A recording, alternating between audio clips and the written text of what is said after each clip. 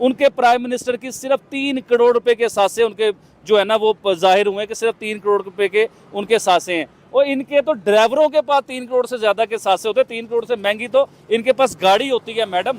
अभी आप देखिए प्राइम मिनिस्टर नरेंद्र मोदी, ना उनकी बीवी है, ना उनका बच्चा है, ना उनके बाद कोई उनकी नस्ल चलनी है। आप इस चीज को देखें। हमारे जो वजीर आजम होते हैं ना, तो अपने बाद का पूरा सिलसिला बनाते हैं कि मेरे बाद मेरा बेटा आएगा, मेरे बाद मेरी बेटी आएगी। मोदी साहब के बाद कौन आएगा मुझे आप बताइए। मोदी साहब का मुझे अपना घर दिखाएं जरा, किस किस्म का उनका घर है। एक सिंपल से एक रूम में रहते हैं। इंडियन ऑडियंस अगर ये कह रही है कि प्राइम मिनिस्टर मोदी ने कुछ नहीं किया, तो मैं सिर्फ 2 बातें पूछता हूँ, आप बताइए कि उसने किया है कि नहीं किया। कनाडा ने इंडिया के ऊपर इल्जामात लगाए, बिल्कुल ऐसा ही है। सीधी सीधी बात की, आपको धमकी लगाई इंडिया को, लेकिन आपके प्राइम मिनिस्टर नरेंद्र मोदी थे, आपके गैरतमंद वज़ीर आज़म थे कि कनाडा की भी ऐसी की तैसी करके उसने रख दी और कनाडा को भी घुटनों पे आना पड़ा। अब आप आए दूसरी तरफ, ये आपके साथ जो मालदीप है, मालदीप ने क्लोन और पपिट कहा प्राइम मिनिस्टर नरेंद्र मोदी को। तो आप ये देखेंगे उसने क्लोन और पपिट जब कहा उनके मिनिस्टर्स ने, तो प्राइम मिनिस्टर मोदी ने कोई स्टेटमेंट नहीं दी। आज तक उन्होंने उस बयान के ऊपर कोई स्टेटमेंट नहीं दी है। लेकिन आप इंडिया की इज्जत देखें कैसी करवाई प्राइम मिनिस्टर मोदी ने कि उनके जो वजीर आजम है उन्होंने माफ़ी भी मांगी, आपके कदमों में भी आए, आपके साथ ट्रेड करने की भी कोशिश की उन लोगों ने। ये है इकोनॉमी की जंग मैडम, ये वो वाली जंग नहीं रह चुकी हुई। वो पहले पिस्तौल वाली जंग होती थी, तलवारों वाली जंग होती थी, वो लोगों की जंग, जिसके पास ज़्यादा लोग हैं वो जीत जाएंगे। अब ये वाली जंग नहीं होनी। नेक्स्ट जंग जो है वो इकोनॉमी की। इंडिया में आपको क्यों कहता हूँ कि वो 100 साल आगे की प्लानिंग कर रहा है। वो पाकिस्तान से 100 साल आगे जा चुका हुआ है इंडिया। अभी देखें वो 100 साल आगे की प्लानिंग क्या कर रहा है। अगर वो इस टाइम वो मुकाबला करता पाकिस्तान के साथ कि हमने पाकिस्तान के साथ जंग करनी है या पाकिस्तान के साथ मुकाबला करना है, तो 100 साल इंडिया को पीछे आना पड़ना था। आज इंडिया 100 साल आगे की बात कर रहा है कि मैंने चाइना को बीट करना है, मैंने रशिया को बीट करना है, क्योंकि चाइना इस टाइम दुनिया की बहुत बड़ी पावर बन। नमस्कार दोस्तों, मेरा नाम अनुज धीमान और आप देख रहे हैं नेशन ब्रो। आपने देखा होगा कि बहुत सारे पाकिस्तान के जाहिल लोग और जो पढ़े लिखे लोग हैं सब पीएम मोदी के ऊपर उंगलियां उठाते हैं। लेकिन आज मैं आपको एक ऐसा वीडियो दिखाता हूं जिसमें एक पाकिस्तानी लड़का पीएम मोदी को अपना हीरो मानता है, बहुत तारीफें कर रहा है, अच्छी बातें बोल रहा है। तो आप ये वीडियो देखिए, फिर हम बात करेंगे इस वीडियो के अंदर जो बातें की गई हैं उसके बारे में वीडियो के लास्ट में। और एक ऐसा ताकतवर वजीर आजम जो गैरतमंद वजीर आजम है, जिसने आपकी इंडियंस की पूरी दुनिया में इज्जत बनाई है। देखिए, मैं इंडियन अवाम से ही पूछना चाहूँगा कि कभी आप सोच सकते थे कि इंडिया के किसी वजीर आजम की पाकिस्तान के सड़कों पे खड़े होकर तारीफ हो रही होगी? किस बेस पे हो रही होगी? कि उसने कोई काम किए, अपने लोगों के लिए काम किए, आपको इज्जतदार उसने बनाया है, आपकी पूरी दुनिया में इज्जत उसने बनाई है। भाई मेरी बात सुने, वो लोग तो पसंद ही नहीं कर रहे। आपने देखा होगा सोशल मीडिया भरा पड़ा है उनको क्रिटिसाइज करते हुए, उनको तनकीद करते हुए दिखाई दे रहे हैं कि नरेंद्र मोदी ने कुछ नहीं किया। हालांकि आप भी जानते हैं, हम भी जानते हैं, सिलेंडर्स प्रोवाइड किए हैं, उनको बताया गया है, लक्षद्वीप आइलैंड के बारे में बता दिया गया कि अब यहाँ आए मालदीव्स को मुंह की खानी पड़ गई है। मैडम, मैं इधर आपको एक चीज बताता हूँ। इंडियन ऑडियंस अगर ये कह रही है कि प्राइम मिनिस्टर मोदी ने कुछ नहीं किया, तो मैं सिर्फ 2 बातें पूछता हूँ, आप बताइए कि उसने किया है कि नहीं किया। कनाडा ने इंडिया के ऊपर इल्जामात लगाए, बिल्कुल ऐसा ही है। सीधी सीधी बात की, आपको धमकी लगाई इंडिया को, लेकिन आपके प्राइम मिनिस्टर नरेंद्र मोदी थे, आपके गैरतमंद वज़ीर आज़म थे कि कनाडा की भी ऐसी की तैसी करके उसने रख दी और कनाडा को भी घुटनों पे आना पड़ा। अब आप आए दूसरी तरफ, ये आपके साथ जो मालदीप है, मालदीप ने क्लोन और पपिट कहा प्राइम मिनिस्टर नरेंद्र मोदी को। तो आप ये देखेंगे उसने क्लोन और पपिट जब कहा उनके मिनिस्टर्स ने, तो प्राइम मिनिस्टर मोदी ने कोई स्टेटमेंट नहीं दी। आज तक उन्होंने उस बयान के ऊपर कोई स्टेटमेंट नहीं दी है। लेकिन आप इंडिया की इज्जत देखें कैसी करवाई प्राइम मिनिस्टर मोदी ने कि उनके जो वजीर आजम है उन्होंने माफ़ी भी मांगी, आपके कदमों में भी आए, आपके साथ ट्रेड करने की भी कोशिश की उन लोगों ने। तो ये कम इज्जत है आपके लिए? देखें मैडम, आप क्या बात कर गई हैं मैडम, मुझे एक बात बताइए, आप BMW का और साइकिल का मुकाबला है कहीं? पाकिस्तान के हिस्ट्री आप निकाल के देख लीजिए, जितने भी वजीर आजम आए हैं, किसी की लंदन में प्रॉपर्टी है, किसी की यूरोप में प्रॉपर्टी है, किसी की पाकिस्तान में इतनी प्रॉपर्टी है कि पाकिस्तान के मालिक बन चुके हुए हैं। जो इधर पावर में आता है, जो गवर्नमेंट में आता है, जो वजीर आजम बनता है, वो अमीर हो जाता है। अगर वो कारोबार 1 करोड़ का कर रहा है तो वो कारोबार 100 करोड़ पे उनका चला जाता है। अगर उनकी 1 कोठी है तो उनकी 20-20 कोठियाँ बन जाती हैं। तो इसी तरह ही प्राइम मिनिस्टर नरेंद्र मोदी, देखिए इंडिया तरक्की क्यों ना करे मैडम, फिर आज मुझसे आप बात करें ना ये वाली कि इंडिया तरक्की क्यों ना करे। उनके प्राइम मिनिस्टर की सिर्फ 3 करोड़ रुपए के सासे उनके जो है ना वो जाहिर हुए कि सिर्फ 3 करोड़ रुपए के उनके सासे हैं। और इनके तो ड्राइवरों के पास 3 करोड़ से ज्यादा के साथ से होते हैं। 3 करोड़ से महंगी तो इनके पास गाड़ी होती है मैडम। अभी आप देखिए प्राइम मिनिस्टर नरेंद्र मोदी, ना उनकी बीवी है, ना उनका बच्चा है, ना उनके बाद कोई उनकी नस्ल चलनी है। आप इस चीज को देखें। हमारे जो वजीर आजम होते हैं ना, तो अपने बाद का पूरा सिलसिला बनाते हैं कि मेरे बाद मेरा बेटा आएगा, मेरे बाद मेरी बेटी आएगी। मोदी साहब के बाद कौन आएगा, मुझे आप बताइए। मोदी साहब का मुझे अपना घर दिखाएं जरा, किस किस्म का उनका घर है। एक सिंपल से एक रूम में रहते हैं।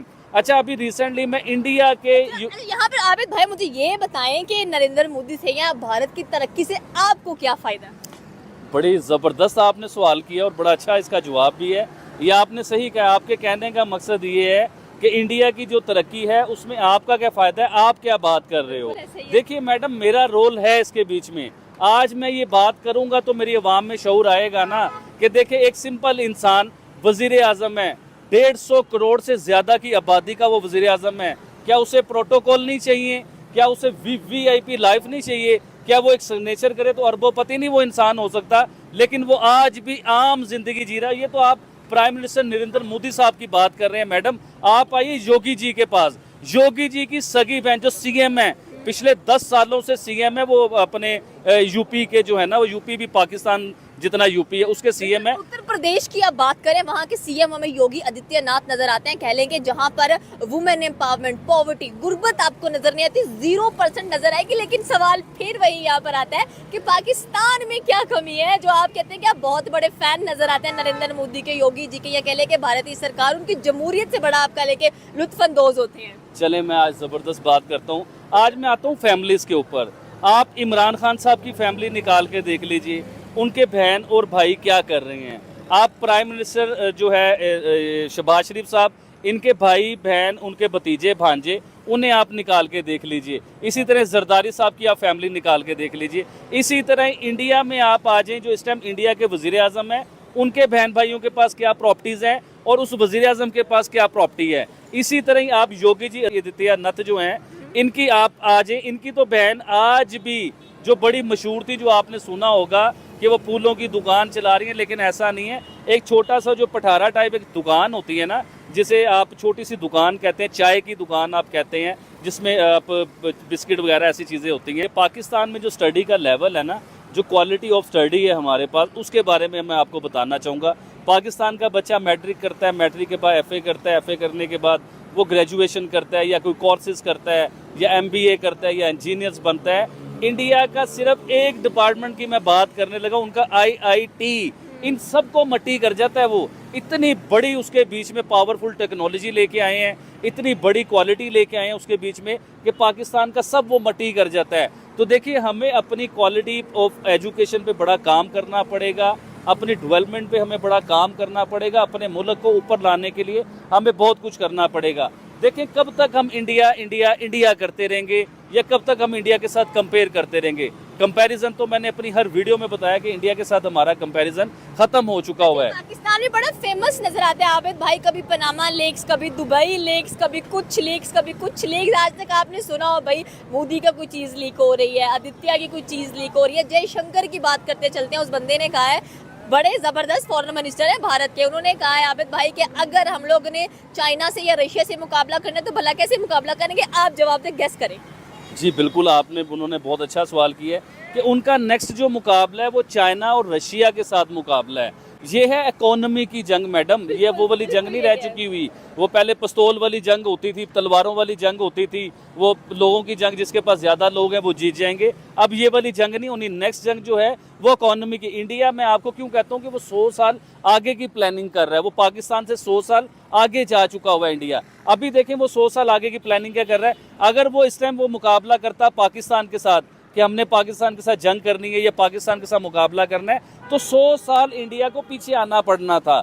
आज इंडिया 100 साल आगे की बात कर रहा है कि मैंने चाइना को बीट करना है, मैंने रशिया को बीट करना है, क्योंकि चाइना इस टाइम दुनिया की बहुत बड़ी पावर बन चुका हुआ है, रशिया दुनिया की बहुत बड़ी पावर बन चुका हुआ है। अच्छा, मैं एक आपको मज़े की बात बताता हूँ मैडम, इंडिया इस टाइम जो है ना, इंडिया की ज़मीन से पेट्रोल ना होने के बराबर निकलता है पेट्रोल, बहुत थोड़ा निकलता है, ना होने के बराबर है। लेकिन आपको एक बड़ी चीज़ बताऊं मैडम, इंडिया इस टाइम पेट्रोल का दुनिया में सबसे बड़ा एक्सपोर्टर है मैडम। अभी आप रिसेंटली देखेंगे कि आपको आइडिया होगा कि सऊदी अरेबिया बहुत ज़्यादा पेट्रोल निकालता है, पेट्रोल से वो अपनी इकोनॉमी चलाता है। लेकिन आपको इस चीज़ का आइडिया है कि पेट्रोल सबसे ज़्यादा सेल कौन कर रहा है? क्योंकि रिफाइनरी जो है वो सारी इंडिया में हो रही है। ये रशिया से तेल आता है, उसे रिफाइन करता है इंडिया। सऊदी अरेबिया से तेल आता है, उसे रिफाइन करता है इंडिया। आपको बदनसीबी की बात बताऊं मैडम, एक बड़ी बात बताता हूं, ये सारे प्रोजेक्ट पहले पाकिस्तान में आ रहे थे, पाकिस्तान में आए हैं, तो पाकिस्तान ने जब वो मशीनरी लगाई उसे रिफाइन करने के लिए, तो जी पता चला जी सऊदी अरेबिया का जो पेट्रोल है वो रिफाइन हो जाता है। जो रशिया का पेट्रोल है हमारी मशीनरी में वो रिफाइन ही नहीं हो रहा। जो ईरानी तेल है वो हमारे मशीनरी में रिफाइन हो ही नहीं रहा। तो यानी कि क्या दो नंबरी है, मैं इसमें बात खुल के करूंगा तो फिर आपकी और मेरी पकड़ होने लग जाएगी। भाई मैं तो चाहती हूँ आप बात खुल के करें, आप हमें भी बताएं। आखिरकार आप कह लें कि हर कोई आपको पसंद करता है, आपकी गुफ्तगू सुनना चाहता है, स्पेशली अगर देखा जाए तो वही बात फिर घूम फिर के आती है। मैडम मैं इधर खुल के बात नहीं करूंगा, लेकिन मैं आपको ये जरूर बताना चाहूंगा कि इसके बीच में कमीशन का चक्कर होता है, टोकन का चक्कर होता है इसके बीच में। देखें वही मशीनरी सऊदी अरेबिया के पेट्रोल को रिफाइन कर लेती है। आप समझे ना, मैं आपको क्लू देता हूँ। देखिए BMW साइकिल का कोई मुकाबला नहीं है और पीएम मोदी का और शहबाज शरीफ का कोई मुकाबला नहीं है, और ये पाकिस्तान की जनता कई बार कह चुकी है। अभी जिनको आप देख रहे थे ये आबिद अली है, मोदी फैन बॉय के नाम से जाने जाते हैं। कई वीडियोज इनके वायरल हो चुके हैं और पाकिस्तान के अंदर भी इनके कई वीडियोज वायरल हैं, इसकी वजह से इनको कई बार क्रिटिसाइज भी किया गया है। अच्छा, ये ऐसा नहीं है कि ये बहुत बड़े फैन है इस वजह से इनकी तारीफें कर रहे हैं, मोदी जी की तारीफें कर रहे हैं। पाकिस्तान के अंदर ये अक्सर चर्चा होती है जब शहबाज शरीफ की जो प्रॉपर्टी है और मोदी जी की जो प्रॉपर्टी है उससे कंपेरिजन किया जाता है। इसके अलावा जिस तरीके से मोदी जी रहते हैं, क्या खाते हैं, कितने महीने का खर्चा आता है, इन सारी चीजों का जब कंपेरिजन किया जाता है तो वहां पर बहुत ज्यादा गैप दिखाई पड़ता है पाकिस्तानियों को। इसी वजह से ये सब बातें वहां पर की जाती है। सोशल मीडिया के ऊपर भी अक्सर वायरल होता रहता है। योगी जी भी इसी तरीके से वायरल होते रहते हैं कि ये लोग बताइए कि अपने परिवार के लिए कुछ नहीं कर रहे हैं, सिर्फ देश के लिए कर रहे हैं। दूसरी तरफ जो पाकिस्तान के नेता हैं वो सिर्फ और सिर्फ पैसा कमाते हैं और दूसरे देश भाग जाते हैं। इन सारी चीजों को लेकर बहुत ज्यादा पाकिस्तान के अंदर चर्चा होती है। अच्छा, यहाँ पर जो मालदीव वाली बात कही गई, इसके अलावा जो कनाडा वाली बात कही गई है, देखिए जब भी कोई देश के अंदर कोई मिनिस्टर या प्राइम मिनिस्टर चेंज होता है तो उसका सोचने का तरीका होता है, और उस सोचने के तरीके से अगर भारत का तरीका नहीं मिलता है तो गैप्स आते हैं, और इन गैप्स को दूर करने में थोड़ा सा समय लगता है। मालदीव समझ चुका है, पूरी दुनिया समझ चुकी है, कनाडा समझ चुका है, तो ये सारी चीजें सॉल्व हो चुकी हैं और भारत के साथ हमेशा रिलेशन सारे देशों के अच्छे रहे हैं। बीच में जब नए राष्ट्र के चीफ आते हैं, मतलब जो भी प्रधानमंत्री या फिर राष्ट्रपति आते हैं, उनके मतभेद हो सकते हैं, लेकिन दोबारा जब कोई दूसरा राष्ट्रपति बनता है तो चीजें सॉल्व हो जाती हैं। मोदी जी को लेकर इन्होंने बहुत अच्छी बात की है। पाकिस्तान के अंदर बहुत सारे लोग बुराई करते हैं, लेकिन इन्होंने अच्छी बातें जो है उनको लेकर बहुत ही यहाँ पर पॉइंट वाली बात रखी है। वीडियो कैसा लगा मुझे कमेंट सेक्शन में जरूर बताइएगा। मिलते हैं नए वीडियो के साथ। नमस्कार, धन्यवाद, जय हिंद, जय भारत।